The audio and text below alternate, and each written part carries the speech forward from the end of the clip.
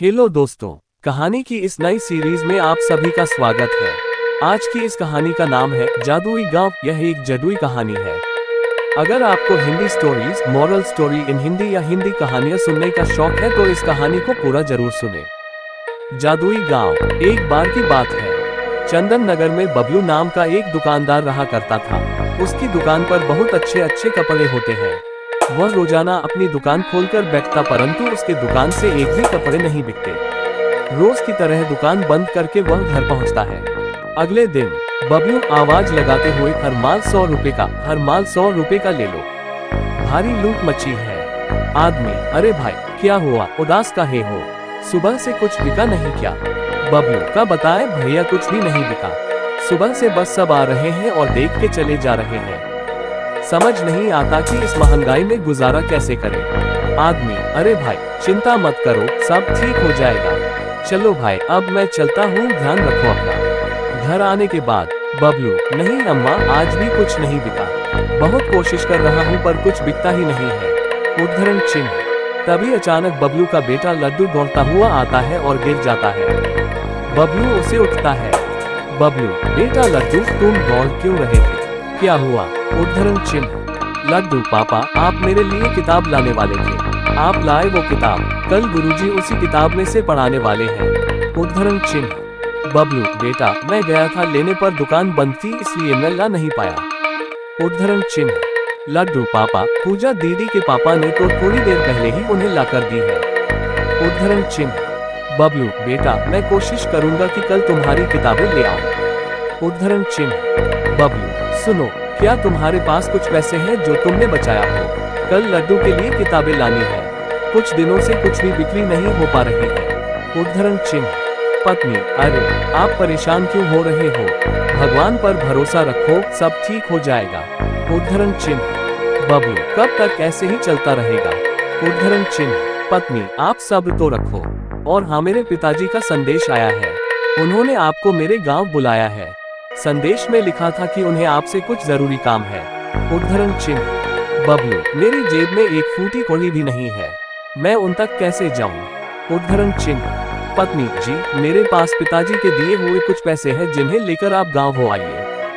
साथ ही वहां से लड्डू की किताब भी ले आइएगा। वहां यही किताब आधे दाम पर मिल जाएंगी और आपका काम भी हो जाएगा। उद्धरण चिन्ह। अब बबलू का दूसरे दिन उस गाँव में जाना तय होता है। तभी सब लोग सो जाते हैं। सुबह होते ही बबलू के निकलने का समय होता है। बबलू: अरे, सुनती हो, कहाँ गए? उद्धरण चिन्ह। पत्नी: हाँ हाँ, आती हूँ। उद्धरण चिन्ह। लड्डू: पापा, मेरी किताब, मेरी किताब। उद्धरण चिन्ह। बबलू: हाँ बेटा, आज ला दूंगा। उद्धरण चिन्ह। पत्नी: आप ध्यान से जाना, मेरे पिताजी से थोड़े बहुत पैसे भी मांग लेना, वो मना नहीं करेंगे। उद्धरण चिन्ह। बबलू: कैसी बातें करती हो तुम? कैसा लगेगा कि मदद करने जा रहा हूँ और वहीं से पैसे लेकर आ रहा हूँ? उद्धरण चिन्ह। पत्नी: मगर। उद्धरण चिन्ह। बबलू: ये सब बातें मत करो, हाथ जोड़ता हूँ तुम्हारे आगे। उद्धरण चिन्ह। रास्ते में बबलू: अरे अतुल भैया, जाने के लिए कोई तांगा या बैलगाड़ी नहीं दिख रही। उद्धरण चिन्ह। अतुल का बताए मामा, आजकल रास्ते के डाकू ने लूट मचा रखी है, इसी वजह से खीपौना के रास्ते पर कोई भी सवारी गाड़ी ले जाने को तैयारी नहीं है। उद्धरण चिन्ह। बबलू मन में, यार अभी पैदल निकल जाता हूँ, रास्ते में आराम भी कर लूंगा तो भी शाम तक पहुँच जाऊंगा। कभी कोई रास्ते में कोई गाड़ी मिल जाएगी तो उसमें बैठकर गांव तक पहुँच जाऊंगा। उद्धरण चिन्ह। लगभग आधा रास्ता तय करने के बाद उसे एक जंगल में एक नदी दिखाई देती है। वह उसमें पानी पीने जाता है। जैसे ही वह पानी पीकर उठता है, वह देखता है कि उसके चारों तरफ डाकू खड़े हैं और जोर जोर से हंस रहे हैं। डाकू: तुम्हारे पास जो भी हो उसे हमें दे दो, नहीं तो हम तुम्हें छोड़ेंगे नहीं। उद्धरण चिन्ह। बबलू: सरदार, मैं बहुत गरीब हूँ, मेरे पास कुछ नहीं है, मैं आपको कुछ नहीं दे सकता हूँ। उद्धरण चिन्ह। बबलू बोल ही रहा होता है कि तभी एक डाकू बबलू के सर पर डंडा मारता है, जिसकी वजह से बबलू बेहोश हो जाता है। डाकू उसका सारा सामान चुरा लेते हैं और उसे एक पेड़ के नीचे बेहोश पड़ा हुआ छोड़ देते हैं। थोड़ी देर बाद बबलू को होश आता है और बबलू बहुत जोर जोर से रोने लगता है। बबलू: हे भगवान, ये सब मेरे साथ ही क्यों हो रहा है? मैंने सबका और तेरा क्या बिगाड़ा है जो तू मेरा इम्तिहान ले रहा है। उद्धरण चिन्ह। बबलू के साथ हुई यह सारी घटना वह पेड़ अपनी आंखों से देख रहा होता है। बबलू को रोता हुआ देख पेड़ को दया आ जाती है। पेड़, बेटा तुम्हें रोने की कोई जरूरत नहीं है, मैं हूं ना तुम्हारी मदद के लिए। बबलू घबराते हुए, कौन कौन? उद्धरण चिन्ह। पेड़, बेटा तुम्हें डरने की जरूरत नहीं है, जिस पेड़ के नीचे तुम बैठे हो मैं उसी पेड़ की आत्मा हूँ। डरो मत, मैं तुम्हें कोई नुकसान नहीं पहुँचाऊंगा। मैंने तुम्हारे साथ जो भी हुआ वो सब देखा है, मैं तुम्हारे साथ जो भी हुआ वो सब जानता हूँ, मैं तुम्हें कुछ देना चाहता हूँ। उद्धरण चिन्ह। बबलू, मुझे कुछ नहीं चाहिए, तुम किस तरह से मेरी मदद कर सकते हो? उद्धरण चिन्ह। तभी पेड़ अपनी जादुई शक्ति से बबलू के सामने से जाता हुआ एक चमकीला रास्ता बना देता है।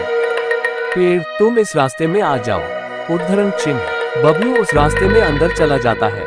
वो जैसे ही अंदर पहुंचता है, देखता है कि वहां बाहरी दुनिया से बिल्कुल अलग और उल्टी दुनिया है, बहुत ही ज्यादा सुंदर, जैसे कि स्वर्ग। वह अंदर जाता है, आगे जाकर देखता है कि उसके गांव जैसा हूबहू गांव है। उसका मुंह खुला का खुला रह जाता है।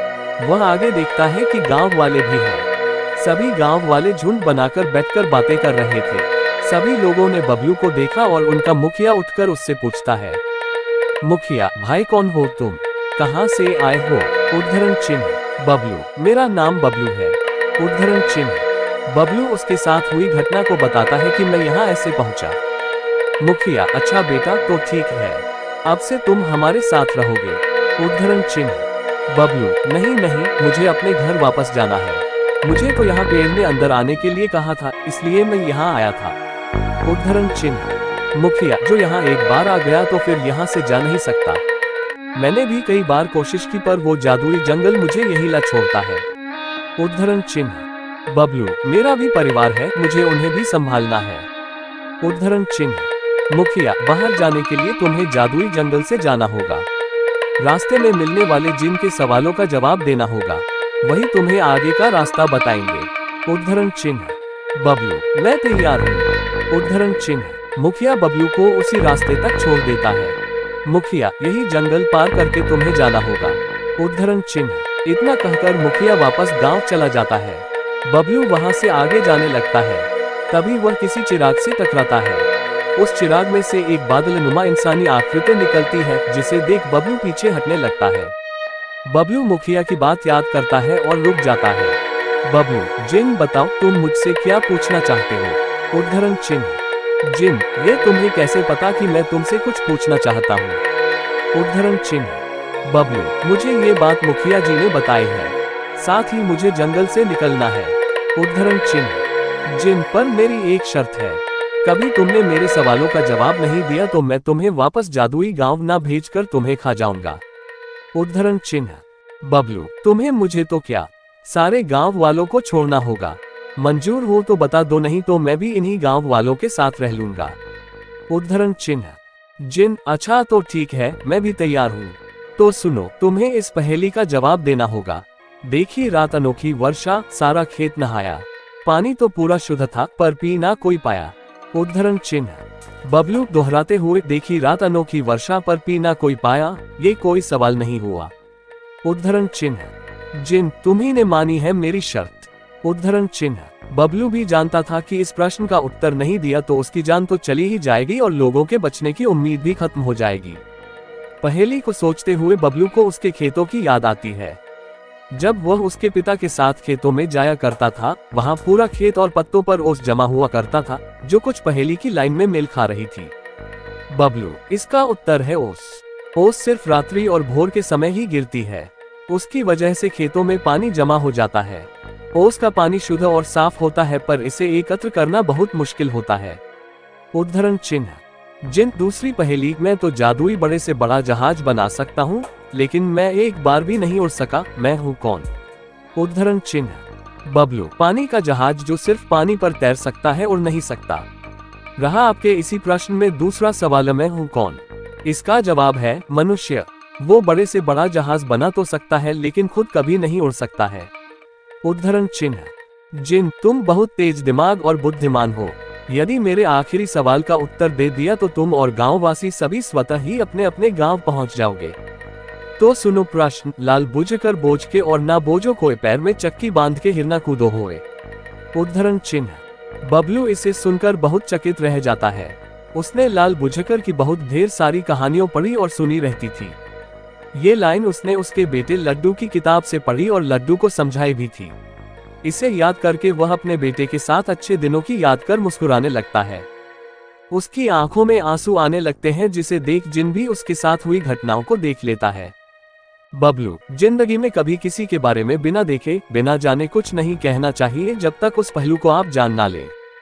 आमतौर पर लाल बुझकड़ कहते हैं जो अपनी दुनिया के अलावा बाहरी दुनिया को ना देखते हुए अपने आप को ही सही सिद्ध करता है, अर्थात वो जो सीखने और समझने को तैयार नहीं होता है। उद्धरण चिन्ह। बबलू के इतना कहते ही एक तेज रोशनी के साथ एक तेज आवाज आती है। बबलू को तेज रोशनी के कारण उससे कुछ भी नहीं दिखाई दे रहा होता। उसके बाद वह देखता है कि वह उसके गांव के पास खड़ा होता है। उसे सभी के घर दिखाई देते हैं पर खुद का घर नहीं दिखाई देता। वह जहां पर खड़ा होता है वहां एक बहुत बड़ा और सुंदर घर होता है। अतुल, बबलू भैया, ये तो भगवान की लीला है। जो भगवान को करना है वो करके ही रहता है। उद्धरण चिन्ह। बबलू, ये सब कैसे हुआ? उद्धरण चिन्ह। पत्नी, मैंने कहा था ना, सब्र रखो, भगवान सब ठीक कर देगा। हम सभी लोग रात में सोए हुए थे, तभी कोई जैसे आया और जादू करके चला गया। साथ ही ये चिट्ठी आपके नाम छोड़कर गया है। उद्धरण चिन्ह। बबलू, चिट्ठी पढ़ते हुए मैं तुमसे बहुत खुश हुआ। तुमने सिर्फ अपने बारे में ही नहीं, सभी के बारे में सोचा, साथ ही सभी को छोड़ने के लिए कहा। इसी उदारता के लिए मैं तुम्हें ये सुख और सुविधा और धन दे रहा हूँ। ध्यान रहे कि जो भी तुम्हारे साथ घटा है वो तुम किसी से ना कहो। यदि तुम किसी को भी कुछ बताते हो तो ये सब तुमसे छिन जाएगा। उद्धरण चिन्ह। इस कहानी से आपने क्या सीखा? नीचे कमेंट में हमें जरूर बताएं। हेलो दोस्तों, मैं हूं आपका अपना दोस्त सुनील। यहाँ मैं कुछ अनोखी कहानियों के साथ आपका मनोरंजन करूंगा। अगर आपको हमारी हिंदी स्टोरी पसंद आए तो हमें सपोर्ट करें और अपना प्यार बनाए रखें।